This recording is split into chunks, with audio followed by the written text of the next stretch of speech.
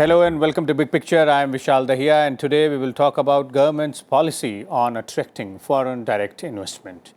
Now, foreign direct investment or FDI is a major driver of economic growth and is largely a matter of private business decisions. FDI inflows depend on a number of factors such as availability of natural resources, infrastructure, market size and general investment climate, etc., etc. Government of India has put in place a liberal and transparent policy for FDI, with most sectors open to FDI under the automatic route. To further attract more investors, the Department for Promotion of Industry and Internal Trade, along with the Investment Promotion Agency, Invest India, have joined hands to put in place a new mechanism under which those looking to invest $500 million or more will have a designated person to facilitate all clearances. So how will this new policy help in attracting more FDI and what more needs to be done on this front? For more on this, we're joined by a distinguished panel of guests in the studio. Let me first introduce the guests to you, beginning with Mr. Ajay Dua, former Secretary, Ministry of Commerce and Industry, is with us. We also have Mr. S.K. Jindal, Chairman of Investment and Capital Markets in SOCHM, and we're joined by Professor Aman Agarwal, the Director of Indian Institute of Finance. Welcome all of you gentlemen to Rajya Sabha TV studios. Let me begin with you, Mr. Dua, and let's try and look at the policies first, vis-a-vis the FDI. Now, the Government of India's policies for attracting foreign direct investment, how do you look at them and what are the major contours? I think the policy is very benign and as well as a dynamic one. So, the government has to be credited with keeping these two characteristics of the policy. The government has been from time to time relaxing the policy to make more items on the automatic list rather than on the restrictive list, and also the government has been, in fact, in certain items which are earlier prohibited altogether, reducing the prohibited list gradually, and now just a handful of products based on health grounds and security grounds only are not allowed to be. So, the policy, I would say, is good, flexible, but I come to an issue which is related to the subject which you just introduced, that having a benign policy, flexible policy, adjusting to the times is a prerequisite.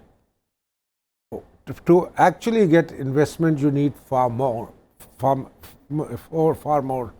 factors to be in position. One, the regulatory framework, the policy has to be predictable. If you suddenly change a policy mid-course, we've seen in the case of FDI, particularly for instance, what's being alleged, that in the matters of a very recent example, e-commerce, that mid-course you change the policy when people had brought in money and they themselves protesting, I don't mind naming Amazon and the Walmarts of the world, and then their governments, and making that an issue as a trade issue is saying, why are you doing it when people have brought in money? So, a predictability of your regulatory framework is an extremely important factor. Okay. Second, what is required by an investor, and I've now talked from after, having been in the government for 30 odd years, I've in the last 10 years after retirement, I've been on the other side, seeing what exactly do the MNCs want, sitting on some boards, advisor, or chairman of a couple of these companies. So, that's given me, one is predictability. Second, these all seek political and economic stability in the country. That is an equally important aspect for them to be able to look at that country for in terms of investment. Okay. Currency stability is an equally important issue. Because if we say that the rupee is becoming cheaper, so now they can bring in money, then they keep on waiting, saying today it is 70 rupees, tomorrow why not wait when it becomes 80. So, some point of time there has to be a realism coming in. That's very briefly, because I am sure this will come in later. Okay. We also need to be worried about the fact that they would bring the money in when they know the country has competitiveness in its product making. That's one. Otherwise, they can go somewhere else where the same product can be made cheaper, from where they can find markets. And, and finally, they also look at the aspect that is that the country where they are coming, is it growing or not? Because today, some or the other needs are being met. If the country is growing, then the demand in that country becomes larger. If the faster the rate of growth of the country now or anticipated, the better it is for them to be able to come in. Okay. Mr. Jindal, from industry's perspective, you know, the policies vis-a-vis FDI and, as Mr. Dua put it, seem to be very benign, and the regulatory framework, as well as Mr. Dua put in an important point out there. How do you look at all these aspects from the industry's perspective? You see, as I look at, if I have to invest overseas, what I will be looking for there. So these people also are looking the same thing. They also have the same questions for that. And conditions in India, few of the things are very positive. Market size, for example, the demand here, etc., which they don't get it there. But at the same time, stability is missing. Changes take place so frequently that they get shaken up. Taxation issues also, at times, they get such a big shock that it sends a wrong message to the whole world. Okay. So similarly, it's a very good idea to focus on a special kind of treatment to those who want to spend up to a level. And even the Prime Minister mentioned in US, I remember, that I will bridge the gap if there is any gap in between. I'll ensure myself that you are helped and you have no issues on your investments in India. Okay. So he has gone to that extent also. So this new policy of hand-holding the investor is very important, very important, and I welcome it. And this will give more confidence and more comfort to the investing community. Once they come, they see, then it can send right messages to all over the world, and you can see multiplication of that. So it's a very good idea to do new things, out of the box thing, that they have created this new thing, which is the need of those people, that who will hear us, who will listen to us, there is somebody. So then it becomes easy for them to decide in favor of India. Okay. Professor Agarwal? You see, very important component, if you really look at what's been going on. We are receiving roughly about, according to RBI report about a week back, $17.7 billion as FDI and about $3.3 billion as portfolio investment, which has come in between April to June. If you look at the DIPP report, it says roughly about $21.3 billion has come in, which has grown by about 28% as to previous. And that's quite a significant growth. That's a quite significant growth. Apart from this, if you really look at the stability in foreign direct investment, we have been stable around $61 billion on an annual basis, which has increased multifold as against 2000, 2010, 2014, it has increased substantially, but it's stable and it's still growing. It was about 59, 60, then 61 and 62 last year. So it's been going up. This is at a point of a time when the IMF, the World Bank, comes out and says that the global GDP is expected to take a turnaround by 0.8%, or because of $700 billion of foreign direct trade being impacted because of the US sanctions and others. Now, at that point of time, if we are receiving large amount of foreign direct investment in this country, which is actually in the form of equity or reinvestments, which is going on, so there we are clearly visible to the fact that the environment is fairly positive. We are also looking at the fact that the government is trying to put forward, and rightly pointed out by Mr. Dua, there needs to be economic stability, political stability, which needs to be there, and we are seeing that political stability, this term being given to this government again, is there. In terms of even economic stability, when the rest of the world has having negative growth, we are looking at a growth factor of about anywhere between 5.5% to 6.2% declared by different agencies. So we are seeing that growth component come in. We are still growing at 5%, and the World Bank, where I worked about 18 years back in DC, clearly points out to the fact that even today we are the fastest growing economy in the world. Okay. We have increased transparency, and the recent Nobel Prize which came forth, we saw what the Nobel Prize talks about in terms of eradicating poverty. We have come down from 15% from the world poverty clock to about 2.7% now. And that is tremendous increase. Brookings Institute quoted that about a year back at 5.1%. How is that happening? Because the different programs which the Government of India has launched in the last 6 years are in consensus with what the Nobel Prize this time talks about, that is experimental approach at the ground level, uplifting the people. Now these are some things which are very critical. Uniformation, the GST framework, the other transparency structures which have been created by the government. These are some things which have been enjoyed by international agencies worldwide. Even recently in the RBI report, they said we are going to allow derivatives on the rupee currency, which is again an internationally accepted norm when a currency has been floating for such a long time. It's been floating since mid 1970s. Now that clearly shows the fact that there is more acceptability, more demand for India as a hub for bringing in investment. Current investment which you are seeing is largely coming into the services sector. And that is something which is also promising, because that is something which gives a direct boost to consumption growth in due course. So there's a lot of promise as far as bringing in more FDI is concerned. Ms. Dua, let me bring you on this related aspect, something which we started the show with, as in the new policy of trying to handhold the new investors who bring a certain amount of money as FDI, say around $500 million or more than that. Can that be rather seen as one more confidence building measures vis-a-vis the investors when you're talking about what all needs to be done to ensure that the investor seems more confident to try and bring in more money here? Certainly. I think it's a very positive step. And I comment in the context that there is still a general impression, that a global impression, that emerging markets, including in India, are mired in red tape, that it's very difficult to do business.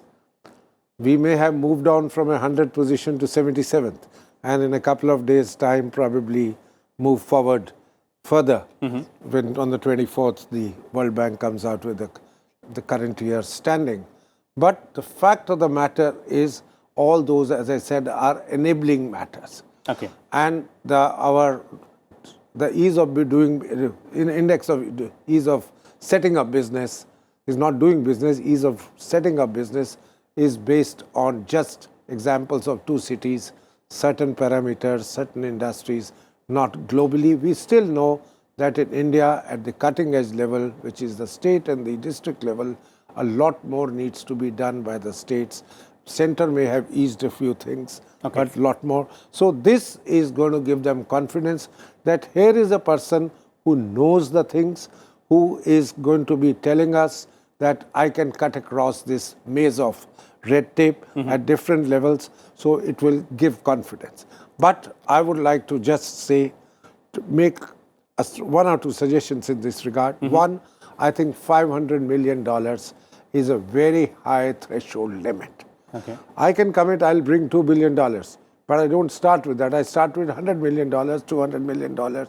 So am I going to be covered, or are you going to say, first commit $500 million to India, then only you get an escort from here? I would say the money comes in as confidence builds in. It is good to start at 50 million, which itself will add up. If 100 people bring 50 million, that becomes $5 billion. That's number 1 point. Second, in our scheme of things, only as long as you are, say, Invest India person. Invest India is a FICCI and a Government of India's joint proposition, but those people are private people.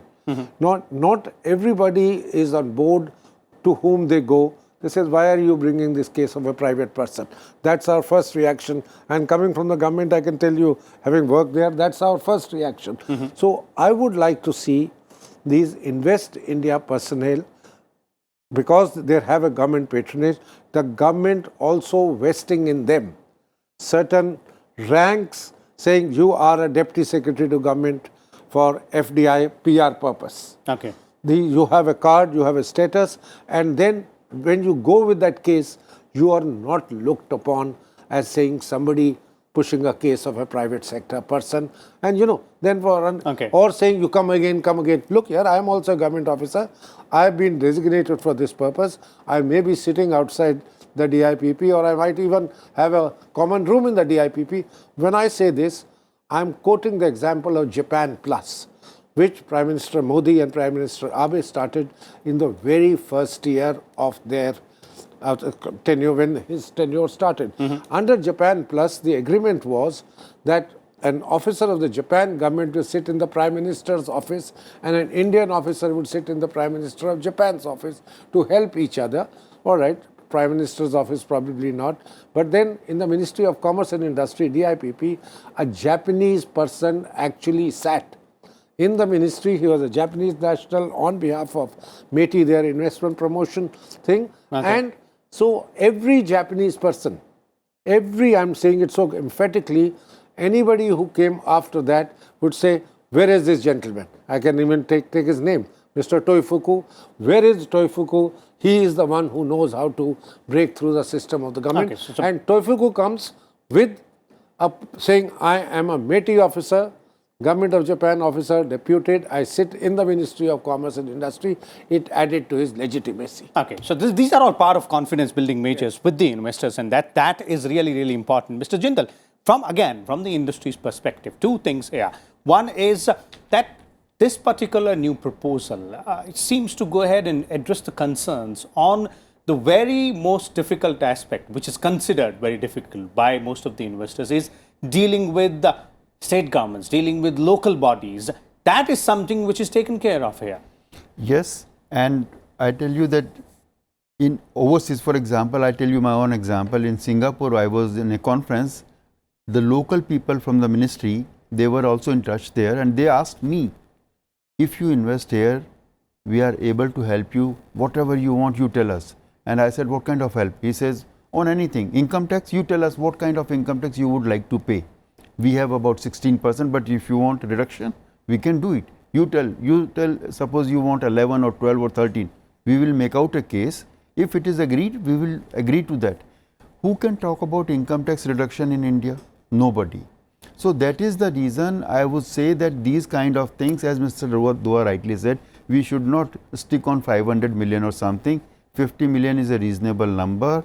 Let those people come and taste the place, because matching of strength is required. You see, they have certain strengths, we have certain strengths. If we match them, the result will be a powerful result, a good result for both of us. It will be a win-win. So that thing to happen, we have to open up. We have to show a ecosystem that welcomes them. And once they are here, like in Japanese, you have seen how successful these Japanese companies are in the whole of India. All of them are working very well. Because of this special arrangement, perhaps they got this confidence that our man will tell us what needs to be done, and we can believe him what he is saying. If an Indian is saying something to a Japanese, it is different ratio. If a Japanese himself is saying, like if we go overseas and an Indian is telling us that I hold this position and I am guiding you that this is the way forward, we will believe it. Okay, you'll be more confident. Yes. Okay. Professor Agarwal, your viewpoint on all these suggestions, and maybe, this might make these policies more benign than they are right now? No, I think India is doing this at a little late stage now, because for the last 20 years I have been traveling around over 60 countries and I have seen various governments have introduced these policies of one-stop shop for most investments. But better late than never. But let me tell you again, the Invest India about 5 years back actually started this movement even more aggressively, wherein they did give that one-stop shop. Here what they are now trying to do is, because you see recently the Prime Minister visited the US with the Houston visit and met large number of industries, large number of big group companies, and they invited them to come in. Now they may have put forward a framework where they wanted a little better preference than just an investor, and that's where this particular framework of 500 million is being created, so that there can be more facilitation for those. So it is not that it was not being done, it's just that an additional facility, an additional office is being created within that framework, which was a one-window shop. More focus on larger investments, so that we can have more investments come in. Because please understand that FDI typically means growth and development for a longer duration, because that is a direct investment which either goes in structures of manufacturing, in terms of creating facilities, whether retail outlets or defense or whatever you want to do. And we have opened up large number of sectors, except for 8 or 9 sectors which are very critical but small sectors. where we have not opened up, leaving that we have opened up in all sectors, including defense to a great extent, and even retail to that extent. So we have opened up in large sectors. So it's now a question of wanting this growth of agriculture, of people and investors coming and doing it. Now that's where we are giving a more hand holding, whether like the way Duaji suggested, we can do that way as well, which we traditionally tested. But even more than that, it is important to simplify, and I am fortunately happy to see that in the last couple of months, we are seeing the government trying to ease administrative reforms, the tax break structure which have been coming in, equalizing it to the level of Asian levels. It's a very good move because that makes it very comfortable and understanding for international agencies. What Mr. Singh talked about, Mr. Jindal talked about, is there. In Switzerland does it, but not many countries have that flexibility in their taxation. But the fact that we reduce it to such a level clearly is a welcoming arm to the international community, which is already moving into the country. So we are expecting this to go even further and more stronger, trying to bring in development and growth in almost all sectors, whether it is education or healthcare, to be tuned with the Ayushman Bharat, whether it is looking at poverty eradication, whether you're looking at other facilities. I think this is something which is the right approach by creating these facility frameworks to get people in the right corners to do so. I have met so many industrialists at OECD meetings and ADB, and they see a lot of change happening in terms of investment, how they can repatriate. One of the worries which happens is, because in India is a multi-state country, it's a federal state, so there are different rules, and fortunately GST has helped reduce that, but still their rules are so complex that they find that they are able to do good business in one state but not in another. And that's what I think will get resolved to some extent by this particular window which is created. Okay, so that disparity will get resolved out there as well. Let me ask one quick question each to you, Mr. Dua and Mr. Jindal. And Mr. Jindal first, the concluding comments is, from your perspective as a businessman, as from the industry, what is it that you would want to government to do more in terms of easing things, in terms of ensuring steps like these, and maybe something more as well?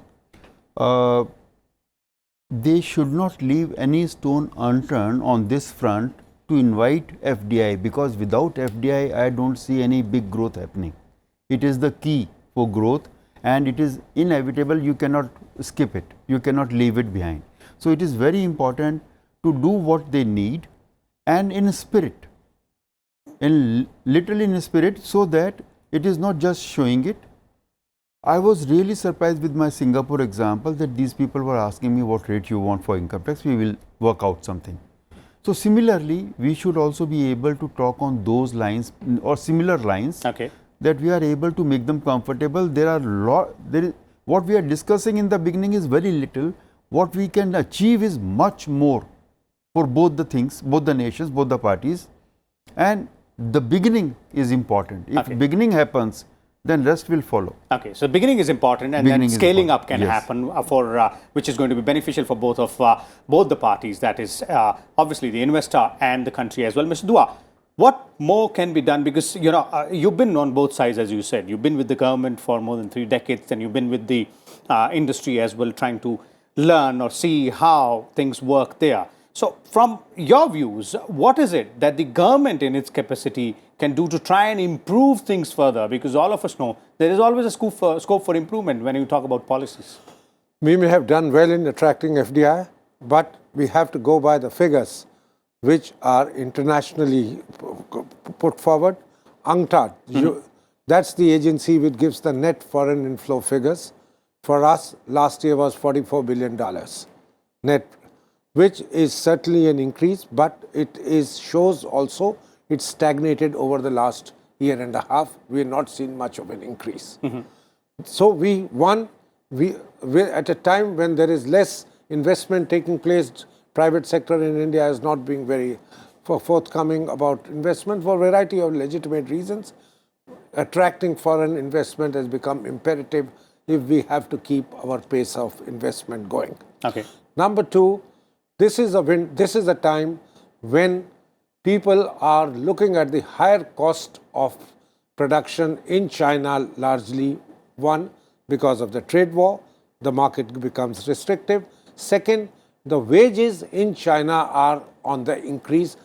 The one-child norm has come to kind of roost in a way. The wages have gone up. so people are trying to relocate. And therein lies the opportunity. And therein lies our opportunity. Let's not be losing out to Vietnams, Thailands, which have of the world, which may have comparative advantages similar to our labor intensive, but we are a much larger economy with reserve army of labor, unskilled, skilled, and there I would say, please let's be competitive. This is a window for us, and when I say competitive, if Vietnam and Thailand have opened a special tax window saying we will be charging only 10% taxation on people relocating from China, only for China. In India, we try and do it. Why are you doing it for such and such industry? But why from here? But some tweaks will have to be made. No, we have to. We may have brought it down to 15%, but certainly, I think as a government, strong enough government, which can take calls saying, why do we let these guys go to the other places when we need them here? Okay. Well, number one. Second, ease of doing business is coming in business, bringing it. But what is also needed is ease of their doing business, not just coming in. Whole lot of things need to be attended to. And I would say at a time when the domestic investor is not there, if we set out escorts not just for bringing in, but also say 2 years, 3 years, we will help you sort out your issues and ease of doing business, and special concessions if we have to give in terms of land costs, etc., well worth it. Okay, so there it is. And labor flexibility also, at least if you can't do it for everybody, these guys, all right, labor is flexible on the terms for at least initial 10 years. Okay. So these are some of the suggestions as our panelists, Mr. Dua and Mr. Jindal, as well as Professor Agarwal, have pointed out. India's policies for foreign direct investment are definitely benign, and we are trying to make further improvements to it to try and increase that confidence in the investor. But there are some scope for improvement further, and these suggestions coming in from these panelists we hope that will definitely be looked into by the government. We'll come back again tomorrow with a different topic, different set of guests. Till then, keep watching Rajya Sabha Television.